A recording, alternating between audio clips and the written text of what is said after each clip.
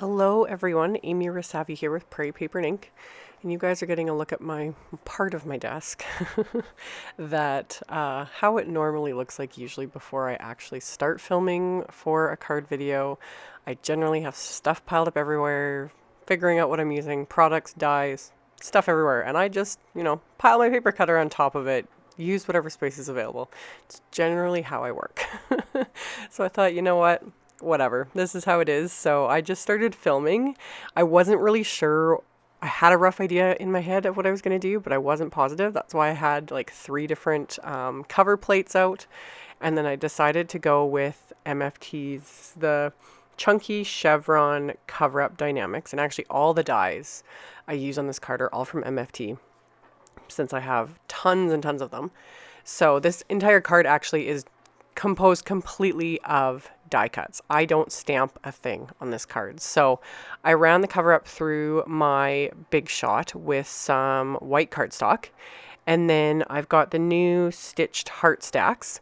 And usually if I'm going to do several die cuts, I get it all kind of prepped ahead of time and do as little passes as possible through my machine. It just saves me time and effort, especially if I'm actually pulling out like my Big Shot. Usually I use the Vagabond that's off to the side, but I can't film with that.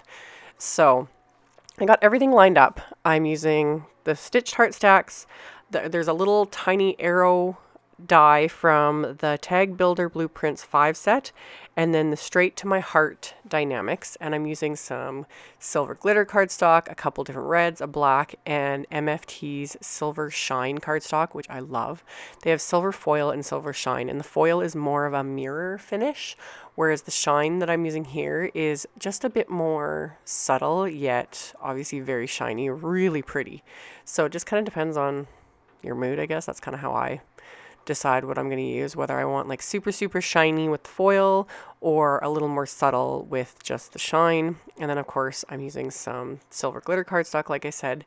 And then I decided to pull out, this is some MAYART's silver cord, and it got a little finicky here. I wrapped it around and then I cut little tiny pieces of tape to tape the cord down so that you can't see the tape, because you're gonna see obviously through this die cut here. I went all out kind of finicky with this card. It was fun.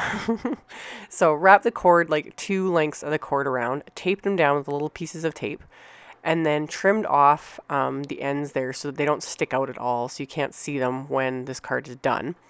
So then I flipped it back over and then grabbed a 2nd length of cord that I doubled again and tied that in a bow.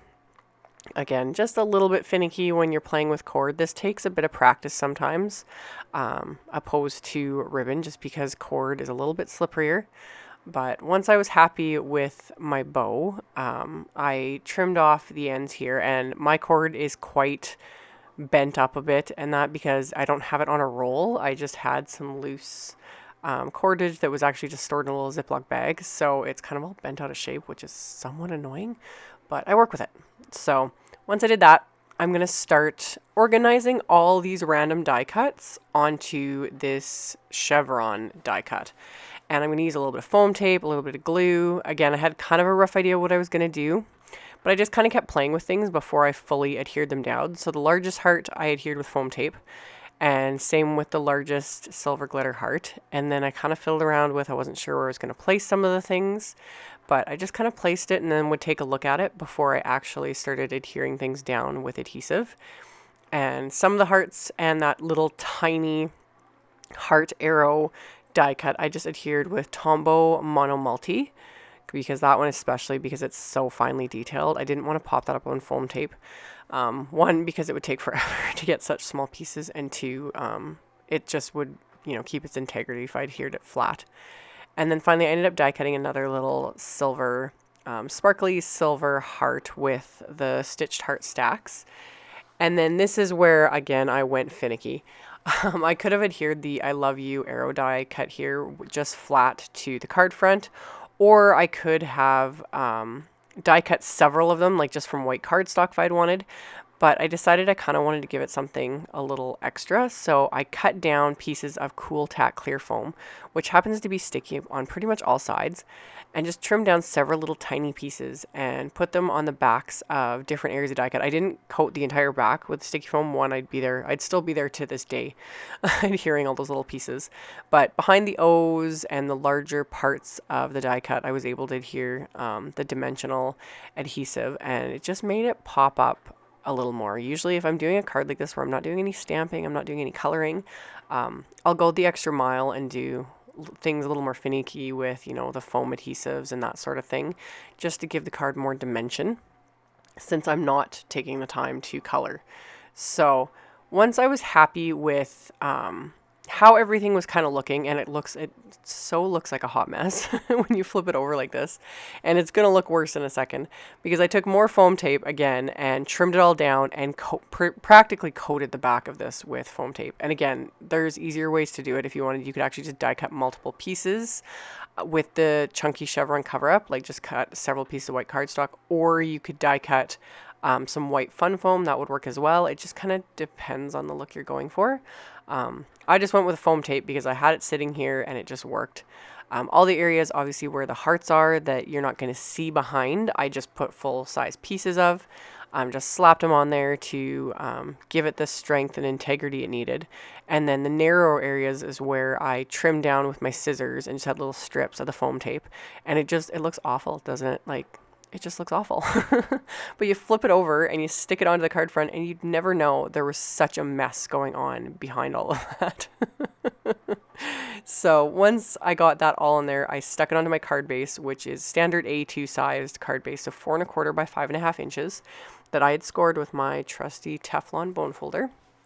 And then I had a couple hearts left over, so I adhered those flat to the inside with some Tombow Monomulti. Same with the Be Mine die cut that I die cut in the beginning as well. So adhered the hearts down to the center of the inside of the card, and then added some adhesive to this Be Mine die cut. And usually I would pop out all those little center areas, like in the middle of the B, the M, the N, the O's on the front. This time I decided not to. I don't know why. I just kind of liked the look of it. But more often than not, in fact, 99% of the time, I would pop those out. Just my OCD wouldn't let me. But I was like, you know what, this time I'll step out of the box just a little bit. So I grabbed some silver glittery enamel dots here and adhered several of them just to kind of tie in the whole silver theme. And before I was fully done, I really didn't like that large one that I placed on the big heart. It just bothered me. It just didn't look right. So that's the nice thing with the enamel dots. They're usually pretty easy to remove. So I just gently kind of wiggled it without, like, if you yank it right off, more than likely you'll rip your cardstock. But I kind of wiggled it and was able to peel it up and then place it more behind the heart on the base of the card. I liked it much better there. So that was the card for today. So if you're interested in any of the supplies I used, tools, supplies, dies, all that kind of stuff, they will be linked in the description box directly below the video, as well as a link to my blog post with the pictures and the links and all that stuff, as well as the links to all the previous cards I've done so far in this series. Thank you all so much for watching and subscribing and thumbs upping my videos. I really appreciate it. And I'll see you guys in the next one. Bye.